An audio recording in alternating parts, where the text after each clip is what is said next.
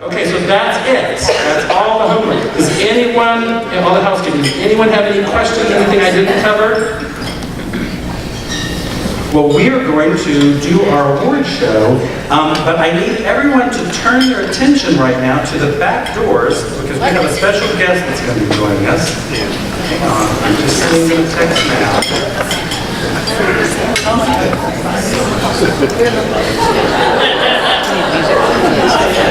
Santa Claus. Okay. I just didn't want you to see the winner's word. I had to pull the second slide down.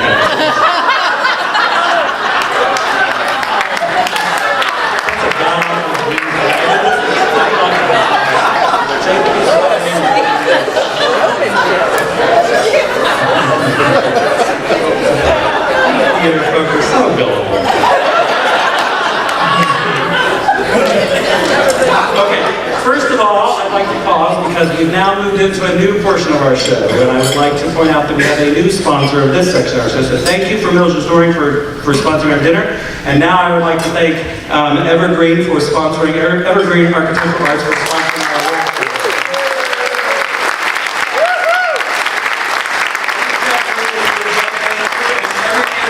With these beautiful statues in addition to their sponsorship, so we thank Evergreen Architectural Arts very much.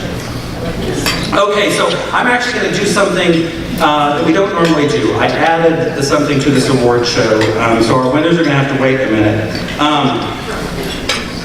Please stand up if you've attended at least 10 league conferences. If you've attended at least 10, stand up. Yeah, I'm not surprised. Okay.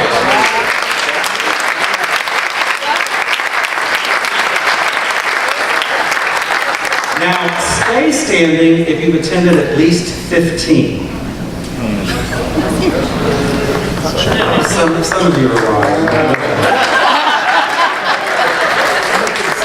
Stay standing if you've attended at least 20.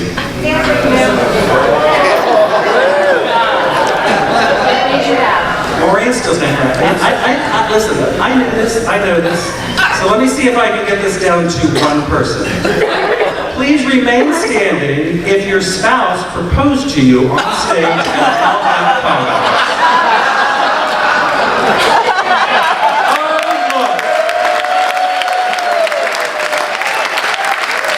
The only one left standing is Colleen Coleman, who is celebrating her 20th year as an employee of the league.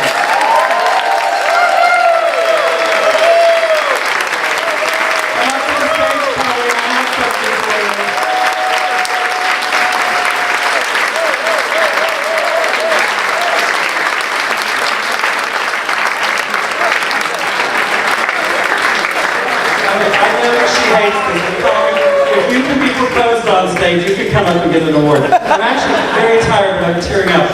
That standing ovation is exactly what I was hoping. And by the way, y'all, Tisha celebrates 30 next year, so we're going to do something special.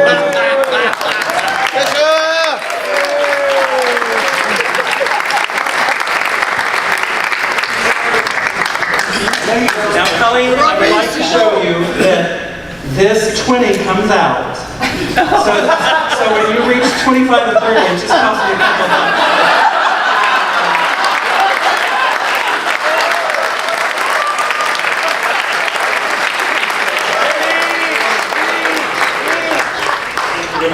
Everybody, y'all shower me every year with praise and thanks and appreciation, and that's wonderful. And Tisha and Colleen, I made them come in here tonight. They're normally out working, and I told them they needed to be in here. Tisha, come up. You're doing 30 next year. Go!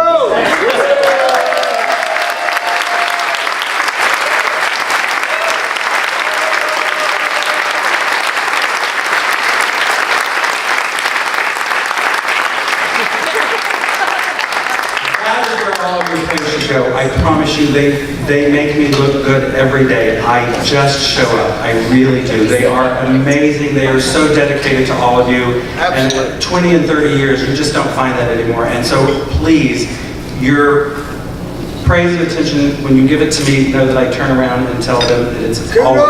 Bravo!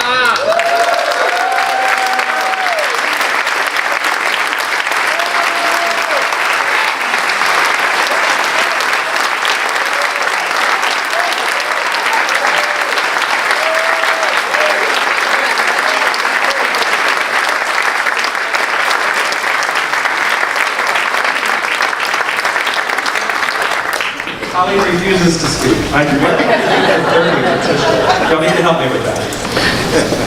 Okay, so in honor of the extraordinary dedication of both of these women, I want to give some lifetime membership awards this evening, which I now affectionately call the Colleen Pullman and Tisha Sheldon Life Sentence Award.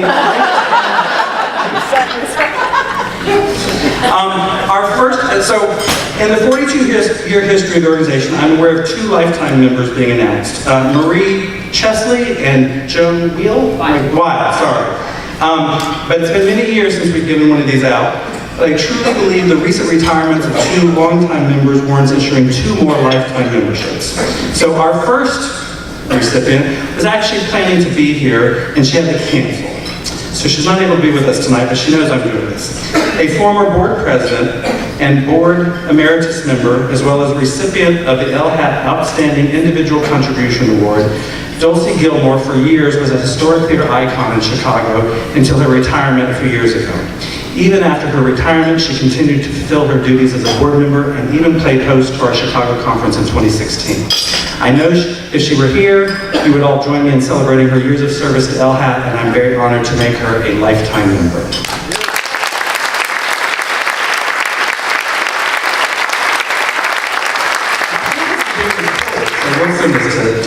So our second recipient is actually here tonight. After his retirement, I was pleasantly surprised to see him at conferences, and I'm always happy to get the occasional email letting me know he is still paying attention to what we are doing. Also a former board president and a recipient of the Outstanding Individual Contribution Award, I am now pleased to honor Mr. Don Telford with a lifetime membership.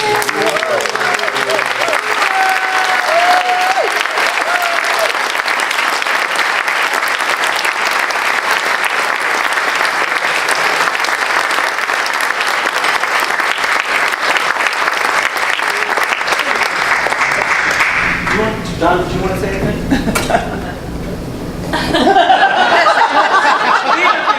Where's Jim Bones? He didn't retire. No, I just have all these papers to talk about. I just want to say thank you very much. This organization has been just a real treasure in my life. And it's always great to come back and see very, very good friends. Ken, thank you very much. I'm quite honored. Thank you.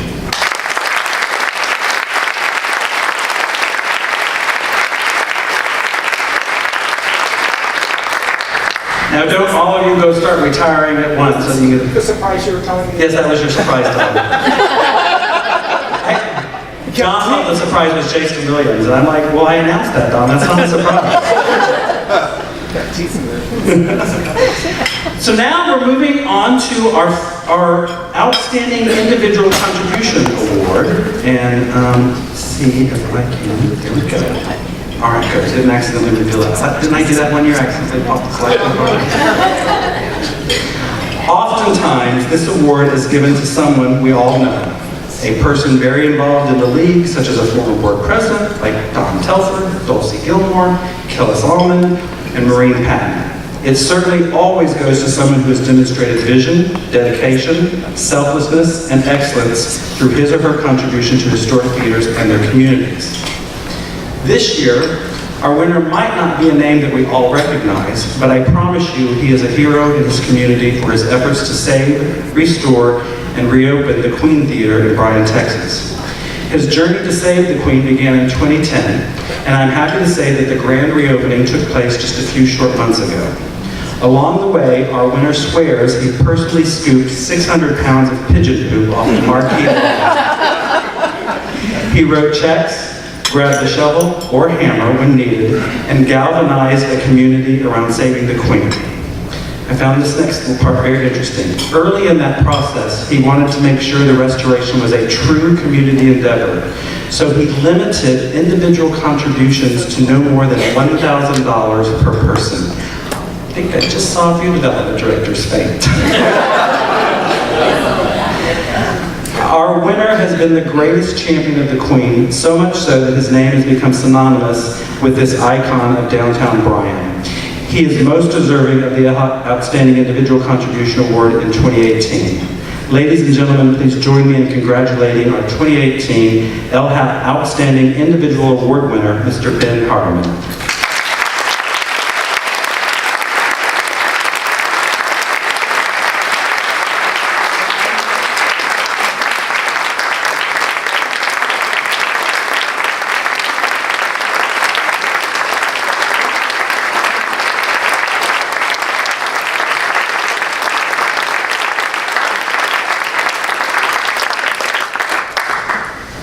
Wow, thank you. I'm not known for being a long-winded speaker, but when it comes to the Queen, I have a few things to say. If you haven't seen an image of the Queen Theater, it is a 1939 era building theater in Bryan, Texas. And up on the top of the theater is an 8-foot diameter beautiful crown lit with neon lighting, which rotates. Well, it quit rotating in the mid-70s. There were even arguments about whether or not it really rotated or whether those neon tubes just illuminated. It took us a while to get up on the roof to find out because the roof was collapsing. There were holes in the roof that pigeons could fly through. It was a job. Unfortunately, we had no photographs. I still have not seen a single photograph of the interior of the Queen. But we constructed a 1930s vintage theater within the walls of that building. The footprint, the property is 30 feet wide, but the walls are 18 inches thick, so we only had 27 feet to work with. We had a very generous architect who is here tonight, Jim Singleton,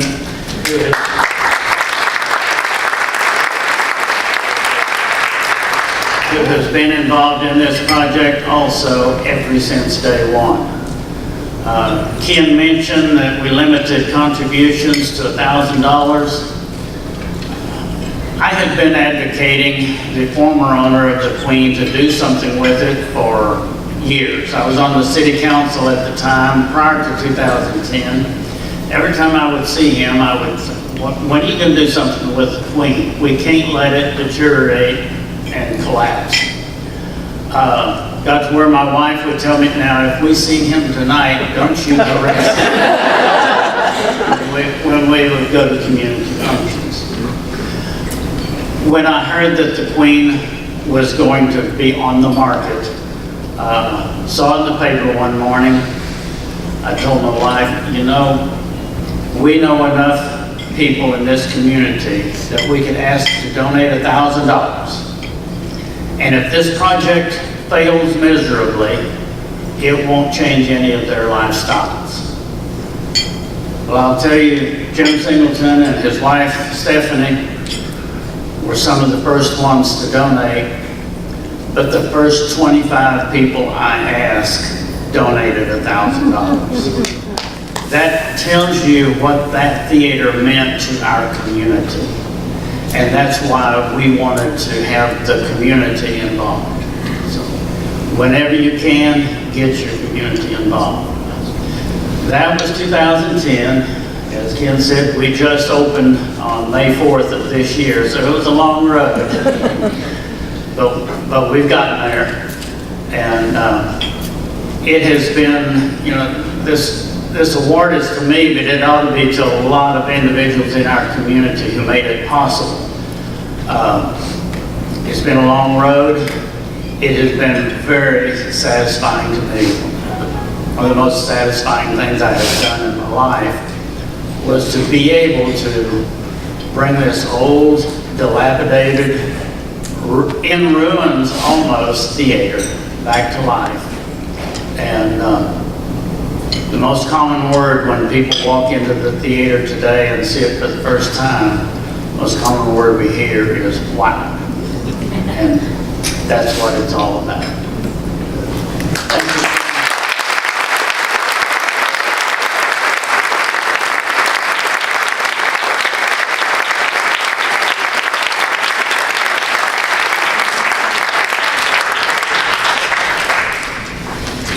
Who took the rest of my speech? Wait a minute now.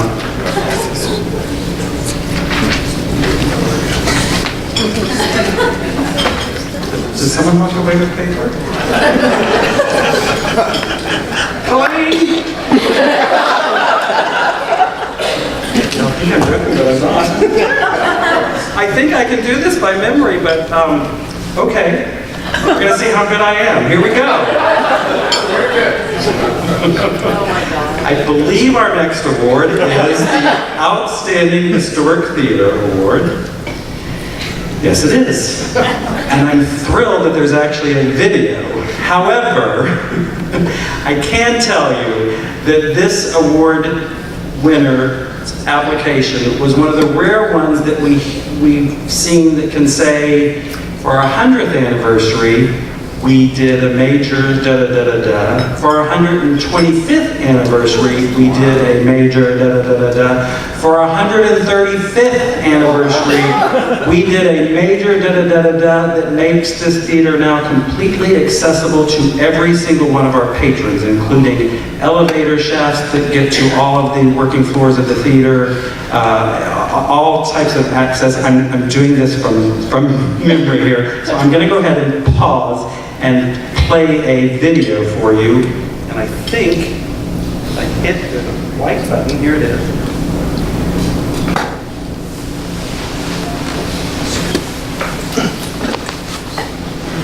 I'd like to introduce you to my dear old friend, Thomas Struthers. Tom was the visionary who built a library and a theater in one grand building and gave it as a gift to the people of Warren, Pennsylvania.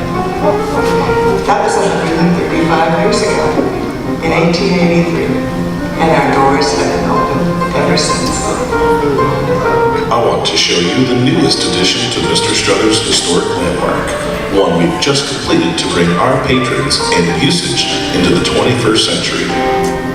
The glass rear of the elevator cab affords a northern view of the hills rising directly behind the downtown historic district. Warren, though a county seat and commercial center, is a rural small town of 9,500. The southward view of the downtown enhances the landing vestibule at each floor. The handsome 4-story elevator tower is the most conspicuous of all the changes we've made to our theater 100% accessible for our public. The new tower straddles the joining of the theater building and the library building, now serving both. The Warren Public Library left to build its own facility in 1916. Mr. Struthers' large library room eventually became a beautiful reception space. With our elevator, we now have a way to transport guests, caterers, and equipment to the space, which also received an enclosed electric lift. Third floor access allows patrons to enter or egress from the top of the balcony, and technicians can access the lighting and projection booth. Fourth floor access enables actors and dancers to reach the rehearsal hall without climbing a 69-step stairwell. The fourth floor elevator stop also affords a view of the new roof over the auditorium, one of our half-dozen 80-year-old roofs that we've stripped of asbestos and reshaped. I'm Charles Gray, and I'm the Artistic Director at Struthers Library Theater. What began 11 years ago as an experiential musical theater class has become SLT Academy. The Academy offers 3 semesters of exceptional musical theater training opportunities for youth 7 to 21 from novice to master. Classes, internships, workshops, master classes, field trips, student productions, free professional performances, and soon in-school instruction provided by the Academy encourage students to develop their creativity, curiosity, and craft while instilling ethics of responsibility, stewardship, and an involvement in the arts that will help them succeed in every stage of life. SLT Academy recruits and trains the best artists to instruct and entertain, produces 2 original main stage musicals, gives back through volunteerism, and prepares students for careers on stage, behind stage, in the back office, and in any walk of life. We replaced an 18-foot canvas marquee with 44 feet of glass, steel, and light. Beveled glass tabs surrounding the Edison show lights replicate the decades of canvas flaps dating back to the original marquee. The center of the marquee is a large skylight opening the view to the uplit front facade's architectural details. The surrounding commemorative brick hardscape was completely reconfigured to conform to ADA standards. New bronze electric doors were added in addition to the new electric lift in the interior. Our 98-year-old seating was removed and replaced, with the balcony receiving much-needed handrails at the end of every row. It was actually our programming that necessitated these latest improvements. In 2010, our trustees were persuaded to gamble with our idea to bring one well-sponsored big-name act. We sold it out along with a family show. Each year since, we've added acts, increasing the star power as we tripled sponsorships and memberships. While previously we were strangers to a sold-out performance, we were forced to face the facts that our outdated seating and accessibility were limiting large amounts of patrons and our ability to deal with their needs. Too many people were restricted from too many of our spaces. We have solved those problems with beautifully architecturally designed improvements that grace not only our building, but a new destination corner of our community. We couldn't resist adding our new logo, translated as a copper sculpture, to the exterior of the tower. It was important to proclaim that the lively arts take place here, that our National Historic Landmark is the signature cultural hub of our little river city.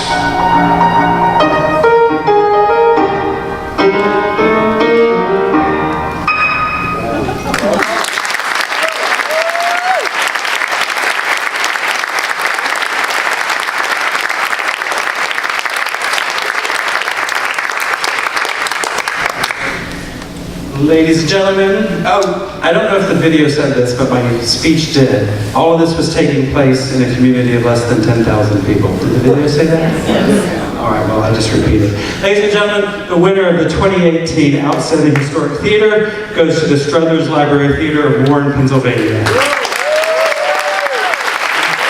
welcome to the stage Executive Director Marcy O'Brien.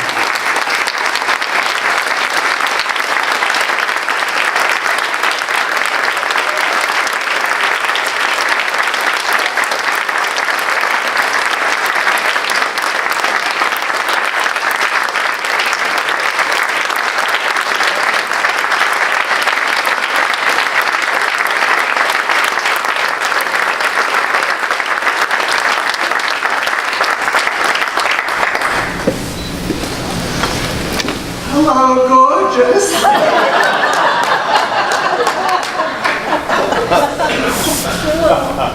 Who could think? It's unbelievable. Thank you, Ken. You're welcome.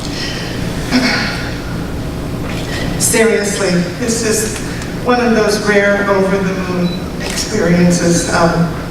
We are beyond thrilled. I'd like you to meet Chuck Gray, our artistic director. Please stand, Chuck. And also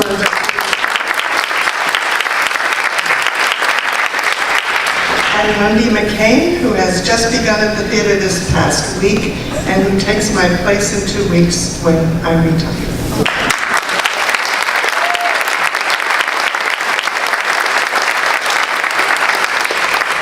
I wish you could meet the rest of our staff, the 2.5 people we left at home. I wish I were as good as, who was here before, Ben? Ben.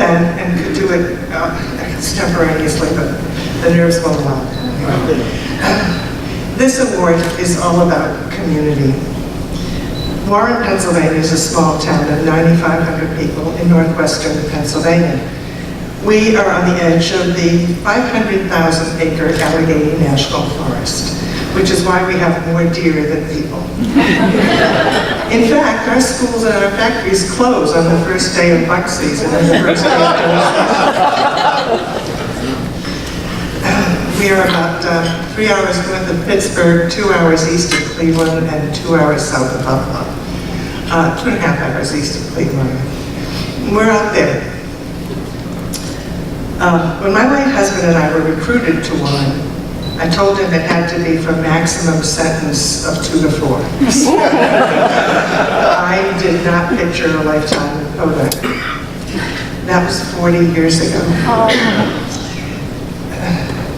Instead of the boondocks, we found a true community of warm, welcoming people, many of whom we quickly learned treasured their cultural life and supported many arts organizations. Taking this award home to the people of Warren is truly one of my life's greatest pleasures, and I can honestly say it started here at the League. In 2009, I came to my first conference. One of the classes I attended in Cleveland was a panel discussion that included Deborah Smith. She had won the Outstanding Theater of the Year award the preceding year. And although she's since retired, she's here this evening among all her LHAT friends. I was captivated by her story. Deb was the executive director of the Newberry Opera House, a small theater in a small town of under 10,000, Newberry, South Carolina. Talking to her later, I learned that Newberry was on the edge of the Sumter National Forest. I thought, this is unbelievable. She lives in Warren South. And she also had white hair.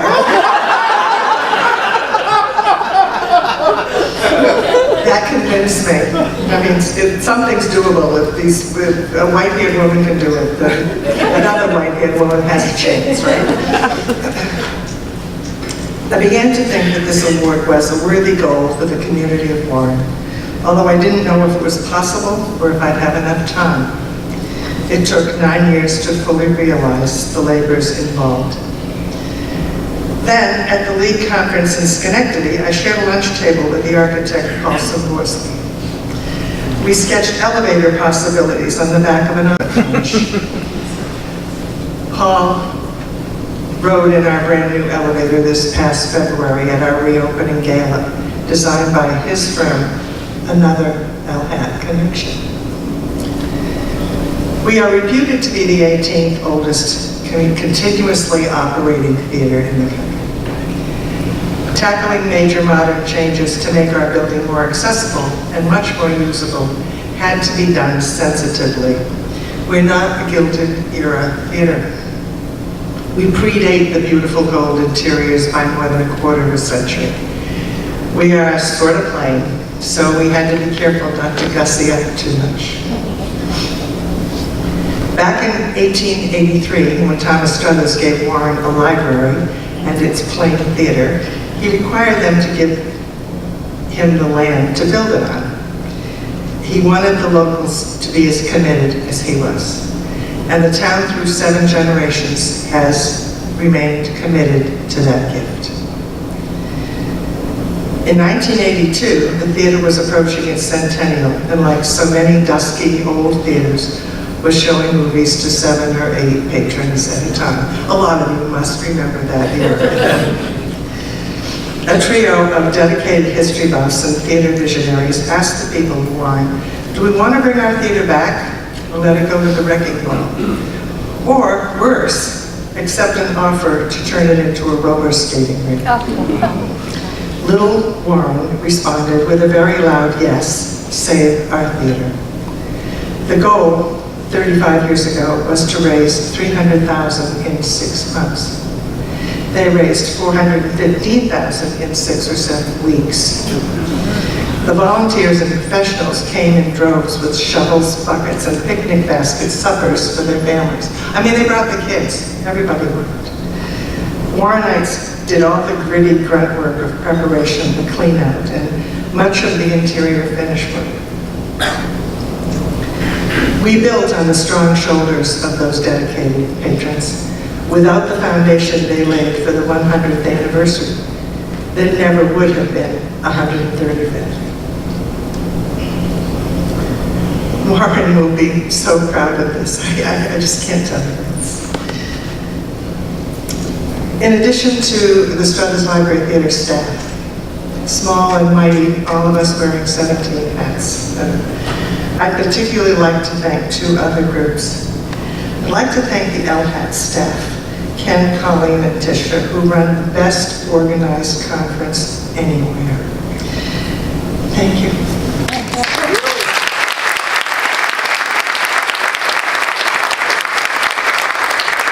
And the sponsors whose names rolled over and over because, you know, you know that you can't do it without your sponsors.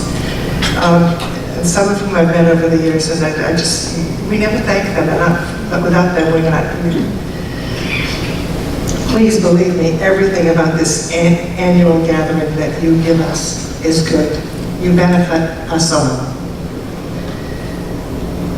I'd like to dedicate Gorgeous. You have to give her a name. We do. You have one? Margaret Genovese? No, I'm just... We have to work on that. We will. So I'd like to dedicate her to the wonderful, stubborn, caring, and diligent citizens of Warren, Pennsylvania, who with their labors, their pocketbooks, and their cultural souls enabled us to be here tonight. We can never thank them enough, just as we can't thank you enough for recognizing small town America and its desire to retain its arts and music and theater. One last thing. There was another white-haired lady in my life who also really loved the theater. In fact, we used to say she'd go to the opening of an envelope.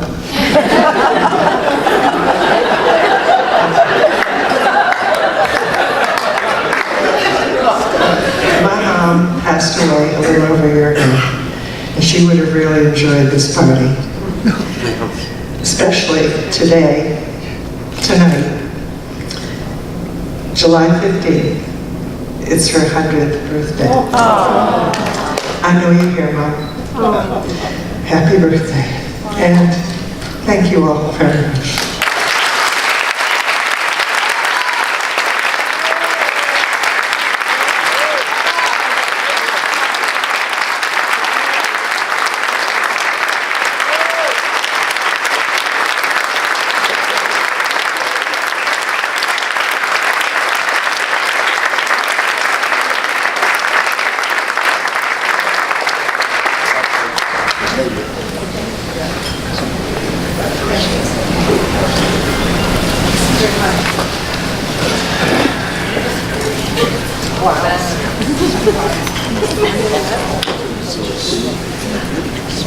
I just ran 2 flights of stairs because I didn't want to do this next award without my notes. At least knew I had a video to get me through this one. Congratulations to the Struthers Library Theater. By the way, both of the winners tonight thank you for their award, and I think it's important that you all know. I actually do not get a vote in this. I do not select our winners. You are chosen by your peers, former winners, and leaders of the industry. So this is truly something I hope that you cherish and remember that you beat out some pretty heady competition. So congratulations.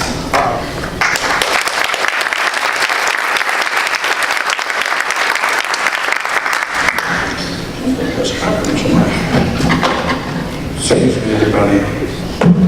It's all just gone to hell here at the end.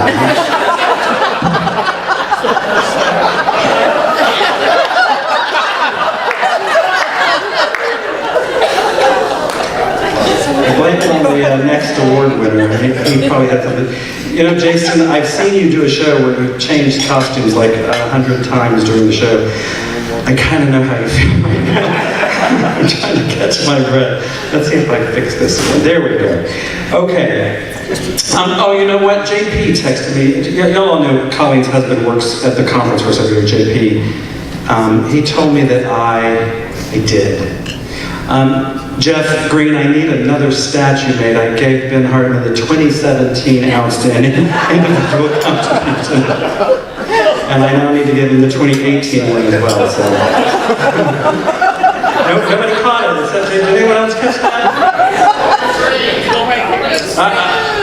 You can ask Colleen and Tisha. It's been a long week. I'm very excited about our Marquee Award winner. We give a Marquee Award only when we are in a community that truly has a celebrity artist that they want to celebrate and honor. So this isn't necessarily happening annually, but when it happens, it's for a very special reason. And this artist, although he has very much national and international reach, definitely has a special story here in Austin, Texas. Jaston Williams is a writer and performer. Jaston Williams is a writer and performer and is nationally recognized as the co-author and co-star and producer of the 4 award-winning plays in the Greater Tuna Cycle. His performances have played on and off Broadway at the Kennedy Center, the Edinburgh International Arts Festival, the Spoleto Film Festival USA, and all over America. Williams received the Texas Governor's Award for Outstanding Contribution to the Arts by a native Texan and has performed at the White House on 3 occasions. It can be said that Jaston Williams, along with creative partner Joe Sears and others, truly saved the Paramount during what were very trying times for the now 103-year-old theater. Whenever the Paramount needed it most, Jaston seemed to have a box office sellout ready to play the theater. In fact, when you go to the Paramount on Wednesday, you'll see a star out front dedicated to Jaston. In this room tonight, Jaston is surrounded by friends, having graced the stage of many of our member theaters, including the Crichton Theater, the Perot Theater, the Paramount in Abilene, the Grand in Galveston, the Balboa in San Diego, just to name a few. Now, I'm not sure if Jaston realizes this, but we actually have a little connection that goes beyond his appearances on the Paramount stage when I worked there. We both met our husbands around the same time, and we both adopted children around the same time. Jaston met Kevin, and I met Ken. Jaston adopted Song, and I adopted Samantha. And there was a time when in this particular state, they were passing laws to prevent us from achieving those dreams. And I was very proud to be fighting along with Jaston during those times. And Jaston doesn't believe this when I tell him, but I'm a 5th-generation Texan, and every single character in the tuna shows is in my family. They are real. My family is from Beeville, just so you know, Jaston. And they now exist in my extended family of over 100 aunts, uncles, first cousins, nieces, and nephews. This is true. I am not making this up, Jaston. I actually have an Aunt Tuna. Not a lie. I'll bring my mother here to prove it. And her sisters, are you ready? Aunt Putzie, Aunt Punky, and Aunt Doo. And Doo is short for doo-doo. Yes, I have an Aunt Doo-doo. I'm very pleased and honored to welcome to the stage tonight our 2018 Marquee Award winner, Jaston Williams.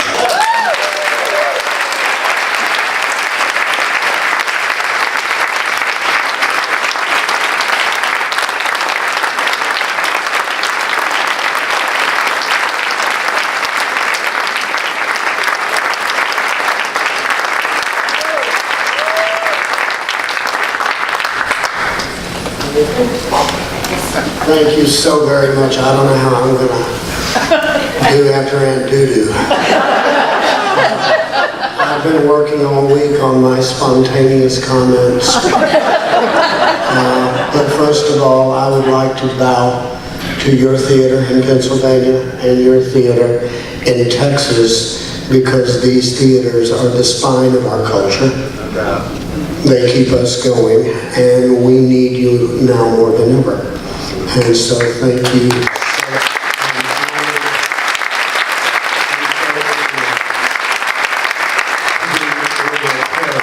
And if you ever want me in your theater, I'll try to write something clean enough not to offend a small town. You know, I started out as a satirist, and that's gotten harder.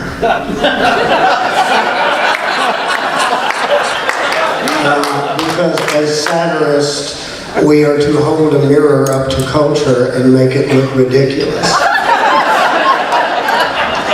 And of late, that has become second in difficulty to cold fusion. But I am grateful.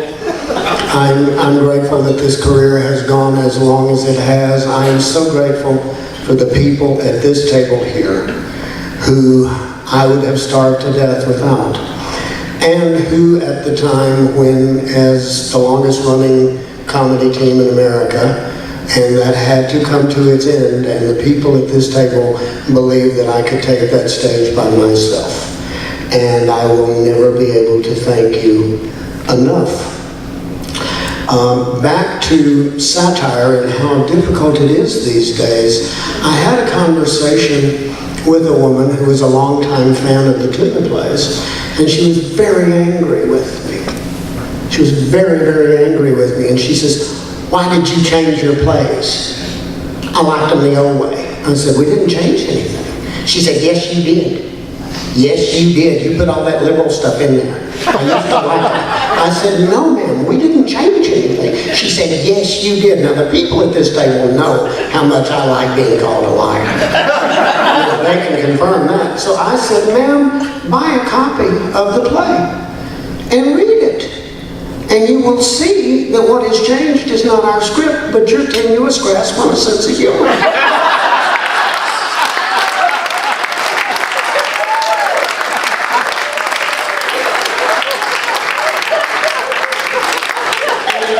I think the word tenuous threw her, and she wandered off. But I felt terrible that there was somebody who had so loved to work and now no longer felt that they could. And what I would say to her, I could care less about your politics, but what I would say to her, to anyone, is if you need permission from someone on television or radio or in a newspaper or in a pulpit to laugh, then there's nothing I can do for you. But I'm not going to quit laughing. I'm not going to quit trying to make other people laugh. I am not going to change my humor, and I'm not being noble. I don't have any other marketable skills.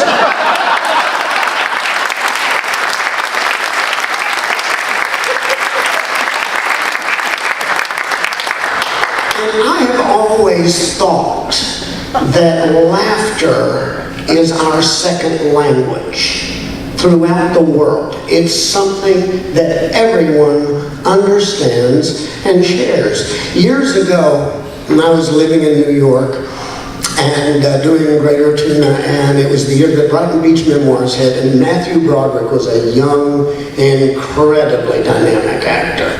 And he was starring in Brighton Beach. And there was a wonderful scene in the play. It's the Depression, it's Brighton Beach, it's a big Jewish family. And the mother, because it's the Depression, has cooked this big platter full of liver. And Matthew's character, Eugene, does not want to eat the liver. So he makes a bet with his mother that if he can make her laugh, he won't have to eat the liver. And then Matthew turned around, he turned his back to us in the audience, and he held his plate of liver out, and he did about 25 liver jokes. Now, Neil Simon proved at that moment that you really got to be Jewish to write liver jokes. I mean, that's just, we just have to give them that. And Matthew started telling these liver jokes, and I started losing my mind and my self-control. And after about 7 or 8, I was out in the aisle. I couldn't take it. And a few jokes more, another guy comes out in the aisle. And we are holding on to each other and laughing. I did not know this man. He could have been a war criminal. And that would have been beside the point. We were sharing a common language.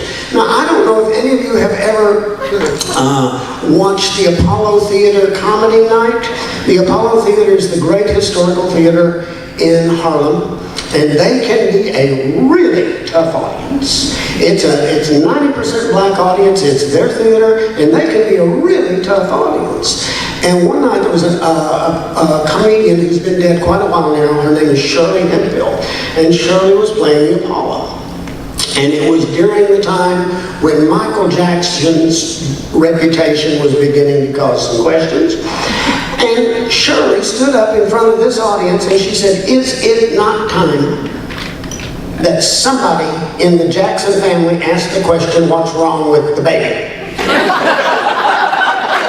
And she said, said, don't get me wrong, I love Michael Jackson. He's brilliant. He's a brilliant performer. He's a brilliant dancer and singer. But when you are bleaching your skin and trying to look like Sister Diana and hugging on the snake and kissing on the monkey, it's time to ask the question, what's wrong with the baby? And there were these women on the front row and that were out of their seats and they're doing this. And we call that in the business, we call that making them fly. And Shirley was making them fly. Well, some years after that, Joe and I, when we were doing Tuna Christmas, we would either open in Austin or Washington, D.C. every year. And so one year, we were opening in Washington, and the PR people wanted us to go out with this wonderful man named Arch Campbell who had a television show, and he would take us out in Washington in character to monuments and all sorts of things. And so Arch wanted us to go out in character with him to buy a Thanksgiving turkey. And so we decided to go as Aunt Pearl Burris, who's the old lady who kills dogs, and Vera Karp, who is the meanest Christian in America. She hates you, and she hates you in a very Christian way. And so we decided to take these two characters, and we were performing in the Warner Theater, another great historical theater in downtown Washington. And they decided, well, let's find a Safeway that's close to the theater. Well, it turns out this Safeway was in a really, really high crime neighborhood. Big crime. Well, we pull up into the parking lot. We're in a limo dressed up as old ladies. Arch is there with the cameras. And the cops had just arrived and arrested 3 people. And they've got them in handcuffs. We pull right up, get out of this limo, the cameras are on us. Aunt Pearl looks at one of these guys in handcuffs and says, "That's the one that stole my Harley."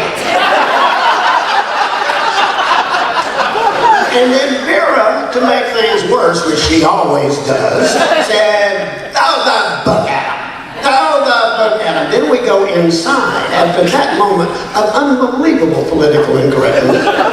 And we go up to the cigarette counter, and Aunt Pearl screams, "Give me a carton of Cools." And the woman behind the counter obviously had some outstanding warrants.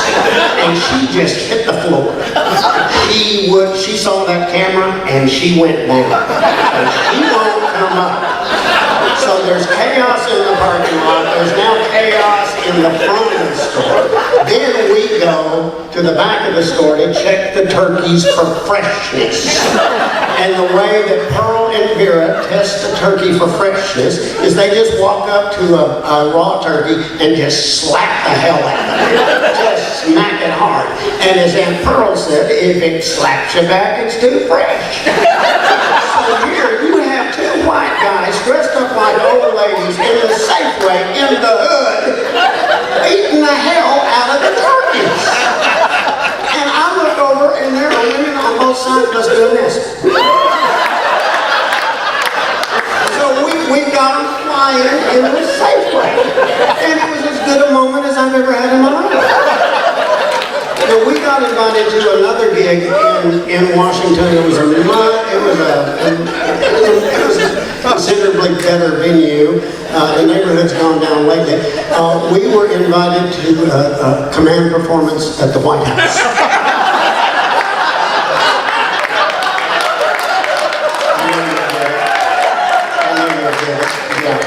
So we were invited by the President and the First Lady for a command performance at the White House for the Governor's Conference.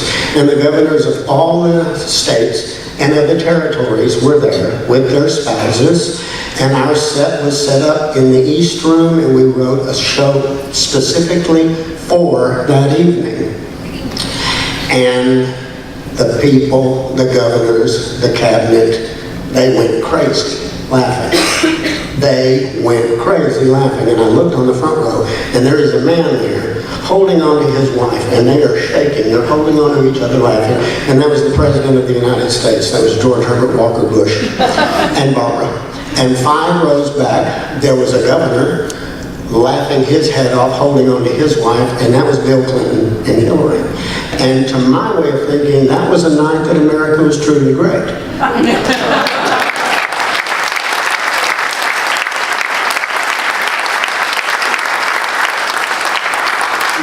You know, we always face these lasts in our life. There was the last performance of Tuna. There was the last conversation with your mother. Our lives are an accumulation of lasts. You know, the last eclipse, the last falling star. But to me, the most sacred, because of my career, is the last laugh. And one day, I was downtown, and a man walked up to me, and I think, Ken, it was when you were running the Paramount. And he came up to me and he said, Mr. Williams, I want to introduce myself. He shook my hand and he said, I wanted you to know that my mother died in the lobby of the Paramount Theater the other night right after your show. And I said, I am so sorry. He said, don't be. He said, don't be. He said, she loved your shows. She loved coming to your shows. And she sat there all night and she laughed all night, and then she went out into the lobby and she died, and that's just how she would have wanted it. And I thought to myself, I know nothing about this woman. I don't know her politics, I don't know her history, I don't know her faith or her prejudices or lack thereof, but I know that it fell to me to help provide her last laugh. And for that reason, my existence is justified. Thank you.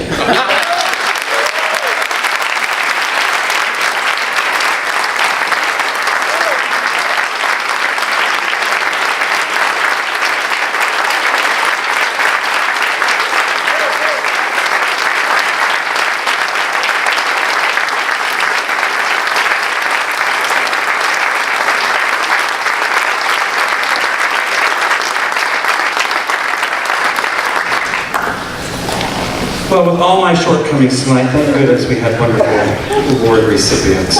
Thank you, Jaston. Actually, let me see if I can make up for some of my shortcomings tonight and pull this all together with a quick story. It actually involves Jaston as well. Jaston lives in Lockhart, and as if you remember early on, that was where one of the towns we went to on our ramble. We saw the Gaslight Baker Theater, and while we were there, they went on and on about what Jaston has done for them and their theater. So yet another historic theater that is being held for Jaston. But before, when we were leading up to forming the Ramble, every time I talked to their volunteer board member, her name is Tammy, she would always say, you know, there's really not a whole lot to look at, but you're welcome to come. She must have said that 4 or 5 times. Well, there's not a whole lot to look at, but y'all are welcome to come. There's not. So we got down there today, and they had 2 women who were volunteered to give tours, and so they were going to give us their tour. And within 2 minutes of their heartwarming stories, the gentleman who built the Gaslight Baker was Colonel Baker. He wasn't actually a colonel, he just liked the title. Right? On opening day, he landed an airplane on Main Street in front of the theater to celebrate the opening of the theater. It was the first theater in Texas to have air conditioning. It was built in the 20s. That's a huge, in Texas in the 20s, air conditioning was a huge thing. And they had to close it down because Texans thought it was too cold inside. What am I getting at here? It's not a lot to see, but you're welcome to visit. As you're going through the conference this weekend, whether you have a big, beautiful, grand movie palace, or whether you have a small theater in a rural community, you always have something to see and show. And it's the memories and the stories that you have to tell. That's what we all fall in love with about these buildings.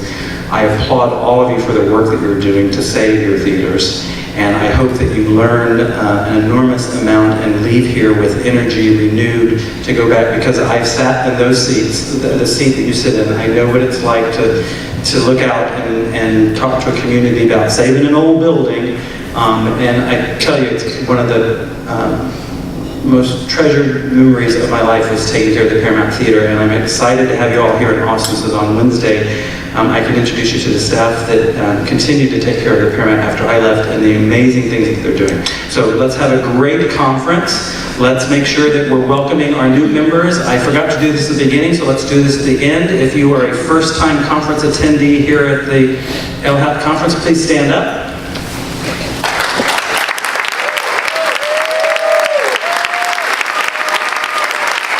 Look around this room. These are your peers.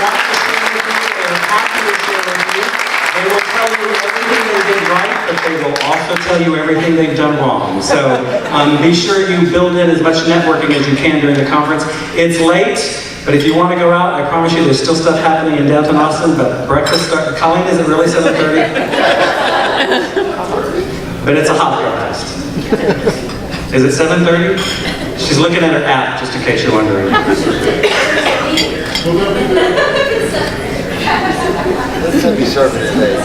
7:45, I'm giving you 15 extra minutes. Thank you, everybody. Have a wonderful evening.